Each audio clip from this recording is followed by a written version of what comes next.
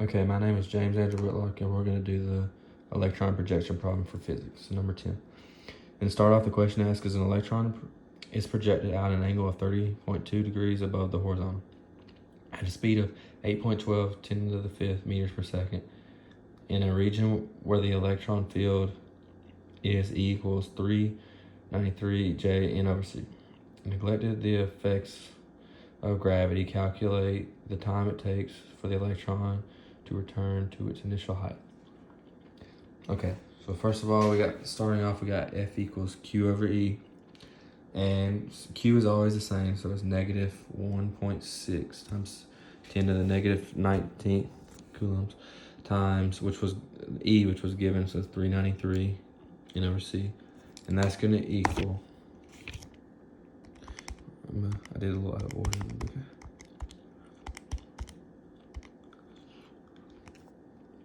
That's going to equal negative 6.22. 0.288, times 10 to the negative 17. Okay, so right there. So the next equation we're going to use is A equals the F net over the M, which is the mass. So we're going to drag that down here. So this 0.288 times 10 to the negative 17 over 9.11 times 10. This is the mass, by the way, of, the electron, proton, all that. So A equals that, and then we'll go over here, and since this is still in here, we'll just divide that answer by 9.11 E. Sorry for the lighting, I can't afford lighting, there you go. And that was kg, yep. And that equals negative 6.902 times 10 to the 13th. There it is. It's very hard to write and aim the camera at it because I don't have a stick. So there you go. The next part, we're gonna hold on to that for this next part. And since this is a projectile motion, we want to figure out the time it takes, so we have to use this time formula, and we're gonna assume time equals this formula right here. Assume time equals 0, or the change in y equals 0, and then you're gonna plug that in, and then right here we're gonna solve a little bit, and basically you do some cancellations of the formula, and it comes out to change in t equals negative t vi y over ay. And move on to the next part. So we still have to find the VIY, which we haven't yet, but it equals to,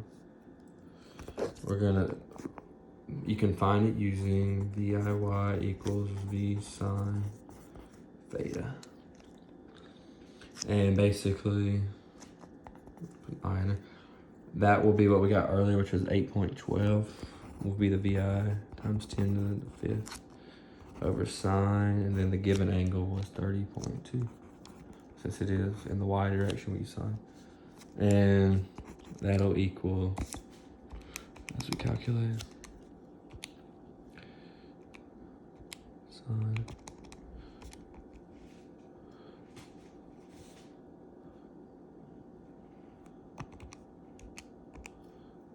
4.08 times 10 to the 5th.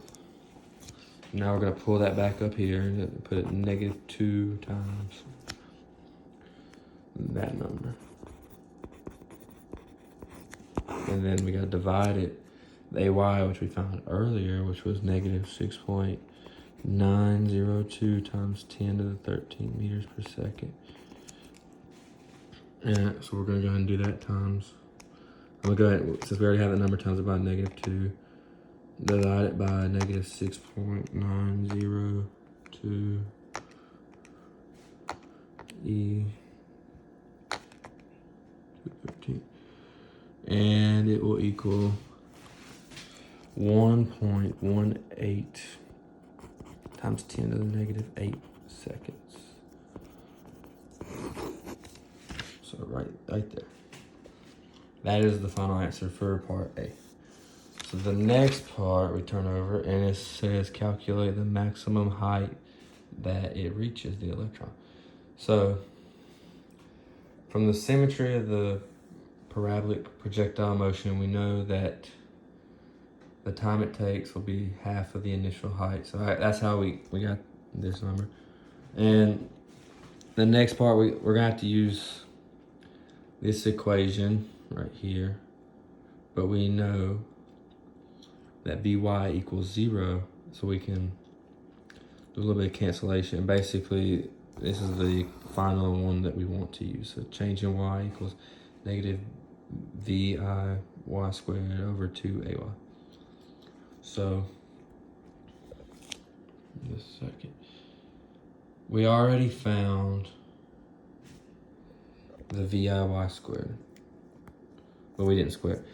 But basically, I'm gonna turn it over. It was 4.08 times 10 to the 5th square. And we're gonna do times 2 down here. There's a negative out front. And we already found that number too, which was negative 6.902 times 10 to the negative 13. 2 times 2. Let's make sure that was correct. Okay. That equals change in y. Okay, let's go ahead and do the calculation. 4.08 to the 5th. I'm gonna do that and square it. Divide it by 2. I forgot to put a negative sign over here. 2 times 6.9. Negative 6.902. It's very hard to hold. Oh my goodness. And do this all at once. I'm sorry, I can't, I'm not professional. Please. And since there was a negative, I'm gonna put that in front. So basically, changing y, so the maximum height it was 1.2 times 10 to the negative 3 meters. Sorry, that 2-1 actually. Okay, that's the next part. It says calculate the horizontal displacement when it reached its maximum height. Okay, so we're gonna use this formula. This is the horizontal displacement. And so we can start off with VI, which we've been using, which was 8.12 given earlier times 10 to the 5th cosine, and then we use the formula, or not the formula, the angle that was given earlier, but this time we use cosine instead of sine. There it is. And since we calculated this earlier was calculated, so we just plug that in right here. Maximum height times 10 to the negative 9 equals changing it. So now let's go to our calculator. 1, 2, e to the 5th cosine 30.2 times that by 5.89. So basically equals 4.14 e to the negative 3 meters. And that is the final answer for C. So basically, number 1 took the longest. It was calculating the time it takes, and its final answer was 1.18 seconds to 10 to the negative 8. And then flip over and it's calculate the maximum height, which that was calculated earlier. And we got to use this formula right here, and then we plug the numbers in that we solved earlier in part A, and we got that maximum change in height, whatever it was, 1.12 times 10 to the negative 3 meters. And then the horizontal displacement, at that time, we use this formula right here. And you plug in the numbers and it gives us that number right there.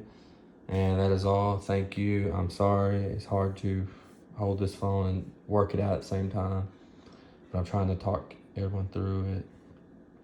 Thank you. Goodbye.